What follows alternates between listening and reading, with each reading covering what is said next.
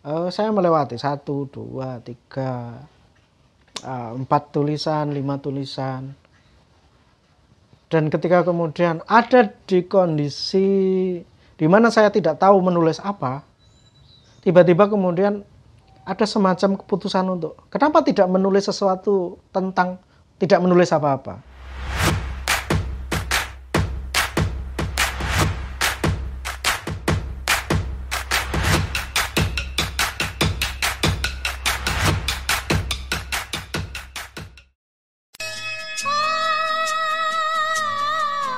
Oh, langsung buka ini.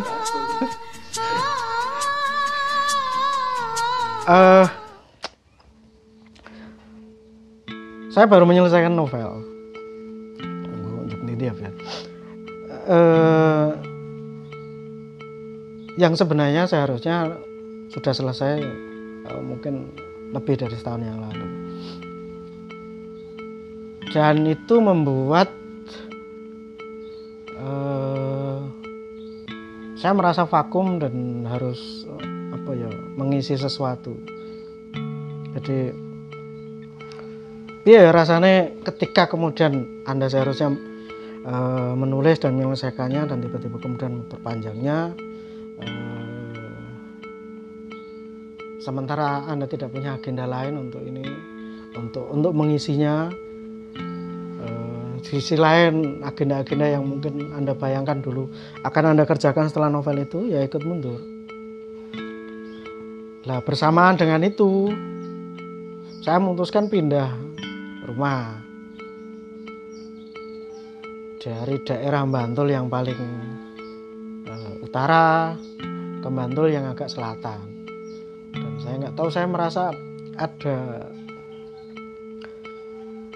semacam tahap baru yang saya lewati. Saya nggak tahu gimana menjelaskannya ya.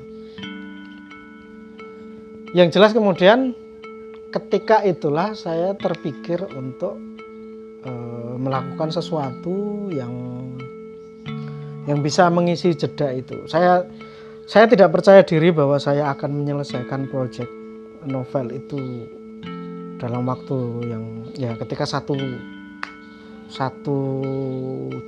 tenggat terlewati, biasanya Anda tidak akan mempercayai bahwa Anda bisa melewati tenggat berikutnya.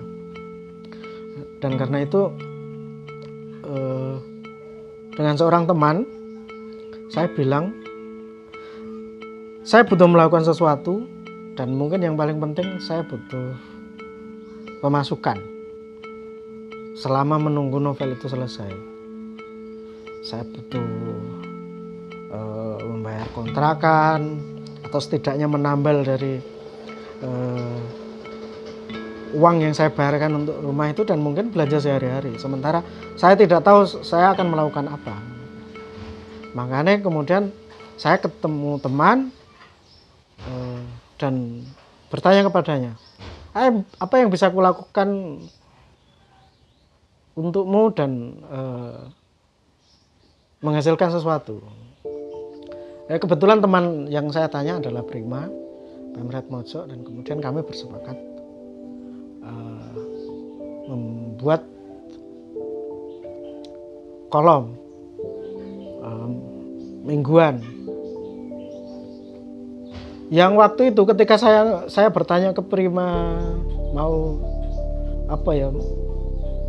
ingin nulis, ingin mendapat semacam selingan sebelum saya kembali lagi ke proyek novel saya nggak tahu mau nulis apa juga.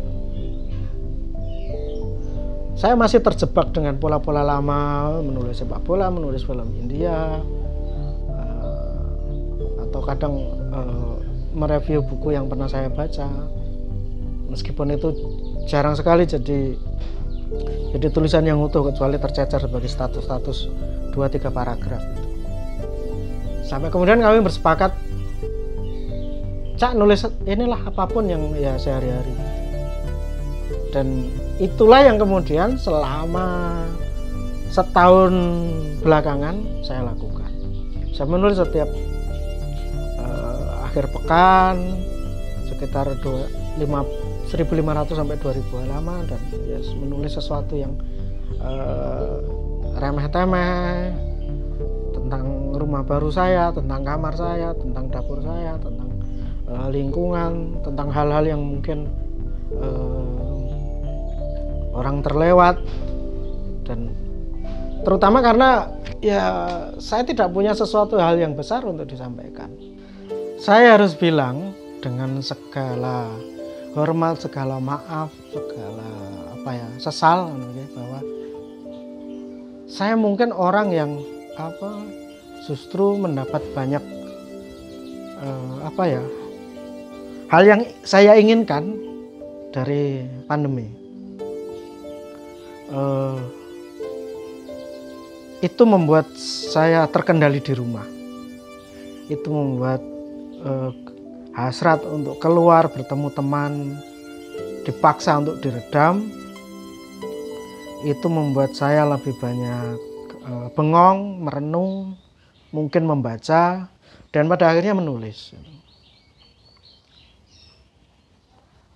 Dan apalagi ketika kemudian saya sama Mojok bersepakat, kami menyebut kolom yang saya isi sebagai rebahan. Dan konsep itu betul-betul saya coba saya jawantah dalam apa yang saya bicarakan, apa yang saya tulis, hal-hal apa yang saya problematisasikan, persoalan-persoalan apa yang mungkin bagi orang lain tidak mengganggu tapi bagi saya iya. Dan karena orang rebahan tentu saja dia tidak bicara hal-hal yang terlalu muluk, tidak juga hal-hal besar dan mungkin tidak berguna. Dan saya pikir itu klop banget dengan kondisi wabah.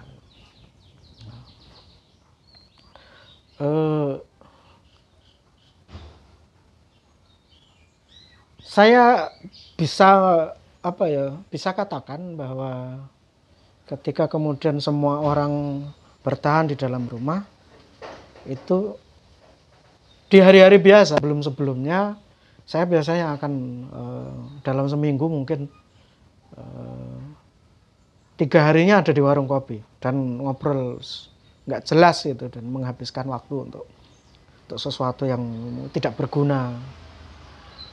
Dengan tertahan di rumah, ya meskipun mungkin itu bukan berarti kita juga bisa dengan gampang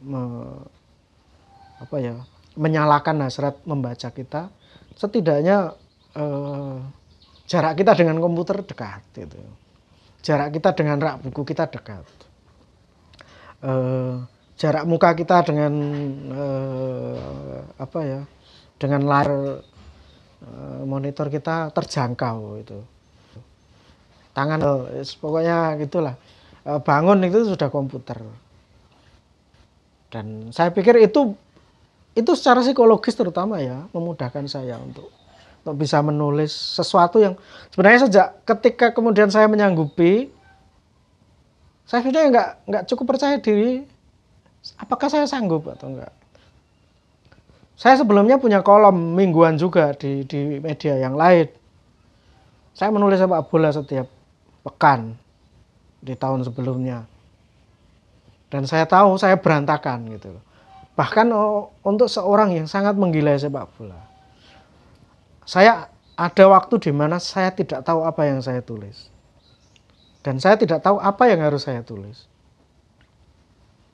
Nah, itu kekhawatiran itu menghantui. Tapi kemudian saya melewati 1, 2, 3, 4 tulisan, 5 tulisan. Dan ketika kemudian ada di kondisi di mana saya tidak tahu menulis apa, tiba-tiba kemudian ada semacam keputusan untuk kenapa tidak menulis sesuatu tentang tidak menulis apa-apa. Kenapa tidak mendramatisir atau mengglorifikasi tentang betapa beratnya menulis, betapa rumitnya menyusun kalimat, dan betapa dunia luar sana kadang menjadikan menulis tampak ya seperti hal-hal yang bisa diselesaikan secara teknis dan kemudian selesai gitu. Dan saya kemudian menulis itu juga. Maka ada 1-2 kolom yang ya isinya sambat tentang bagaimana mengatasi kemalasan, sambat tentang bagaimana menyesali diri karena tidak melakukan tidak memanfaatkan waktu luang dengan sebaik-baiknya. Tahu begini seorang penulis itu idealnya bekerja, tapi kemudian yang akhirnya dilakukan adalah begini yang ya jauh dari ideal gitu. Dan itu kemudian saya problematisasi dan saya pikir ya kenapa tidak ditulis juga itu. Dan ya begitulah kira-kira proses kreatifnya. Yang kemudian saya harus katakan bahwa pada akhirnya pandemi memang mungkin ya dengan segala sesal dan seterusnya cukup baik untuk saya. Itu saya akhirnya menyelesaikan novel itu di masa pandemi juga.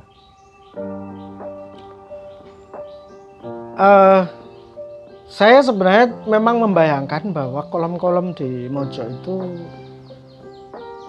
suatu waktu, suatu saat akan saya bukukan. Mungkin dengan pengolahan ulang, mungkin dengan revisi besar, mungkin juga dengan judul-judul baru, mungkin dengan tambahan di sana sini, dan mungkin tidak dalam waktu dekat. Tapi ternyata saudara dekatnya Mojok, buku Mojok, nembung saya. Ya, kalau mereka mau membukukan kolom-kolom itu, dan ya tentu saja ya saya tidak bisa menolak, meskipun juga wah kok cepat tentunya. Dan ya karena itu juga sih sebenarnya akhirnya ya begitu. Jadi buku itu isinya sebenarnya kolom itu gitu. Dan soal judul yang kemudian kami sepakati pakai itu sebenarnya juga bukan representasi dari seluruh isi buku itu, karena ya buku itu ngomongin apapun sebenarnya. Karena apa sih yang bisa diharapkan dari orang Klekaran, orang rebahan ini? Ya, itu ngomongin ayam, ngomongin pot, ngomongin kangkung, ngomongin kayak gitu. Dan hanya kebetulan saja saya menulis beberapa hal tentang kepenulisan yang seperti saya jelaskan tadi itu berkaitan dengan keluh kesah saya sebagai seorang penulis yang sedang berusaha menyelesaikan sebuah novel dan akhirnya menyelesaikannya. Dan beberapa saya dokumentasikan dalam kolom itu. Betapa sebenarnya menulis itu rumit, betapa dia tidak hanya berkaitan dengan soal teknis, bahwa mood itu real gitu, eksis gitu. Dan saya mencoba mengembangkan itu, dan beberapa orang mungkin menolaknya, mungkin mereka memang kampion dalam menulis, tapi saya jelas orang yang selalu masih berjuang untuk itu, untuk menemukan perasaan yang tepat, untuk menemukan suasana yang pas gitu. Meskipun kadang mungkin bukan berarti suasana yang saya maksud itu ya sahdu, sunyi, lembut, inspiratif dan seterusnya, tidak. Saya mungkin setidaknya membutuhkan kesendirian, iya, tapi misalnya juga saya bisa menulis di keramaian gitu. Yang kadang saya butuhkan hanya adalah soal perasaan paling enak untuk menulis, dan itu kadang sulit gitu. Dan itu yang mencoba saya gambarkan bahwa di usia segini, di usia menulis yang sudah sepuh sebenarnya, saya lebih dari 20 tahun menulis dan saya masih masalah saya masih begitu-begitu saja. Dan saya yakin bahwa masalah banyak penulis ya masih itu saja gitu loh. Mungkin misalnya secara teknik sudah tidak ada persoalan gitu. Ngomongin kalimat pertama tidak lagi perlu jelimet seperti para pemula, bagaimana mengakhirinya, bagaimana mengolor kalimat untuk menyesuaikan dengan tempat gitu. Mungkin itu bukan persoalan lagi, bagaimana menemukan diksi yang tepat, di mana titik koma kayak gitu. Tapi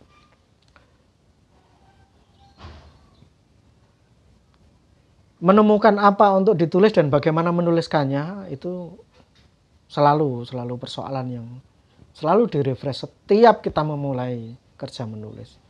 Dan saya ingin menyampaikan itu juga semacam kampanye balik, saya pikir gitu. Ketika saya melihat di dunia luar kebanyakan orang mulai tampak membuat menulis itu sangat gampang. Ya, Arswendo mungkin iyalah.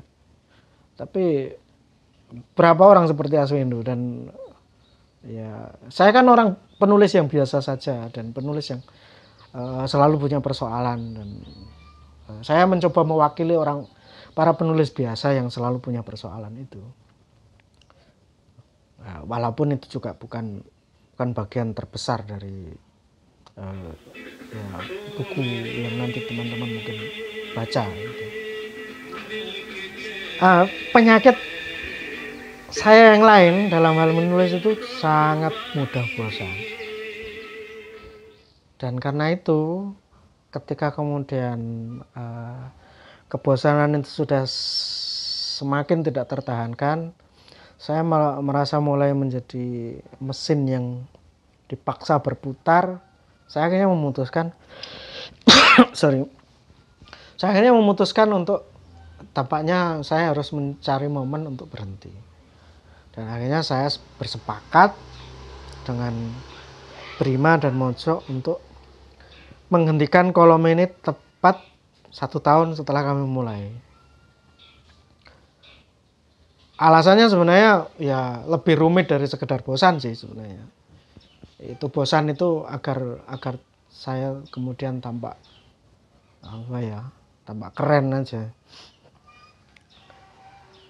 Saya itu masalahnya terlalu banyak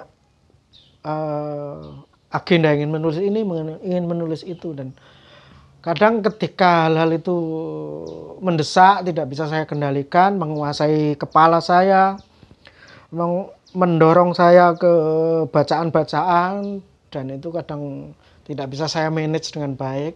Tiba-tiba kemudian saya membaca ini dan tenggelam, terus kemudian membaca ini lagi dan semakin dalam, dan itu menjauhkan saya dari kewajiban gitu loh. Saya seharusnya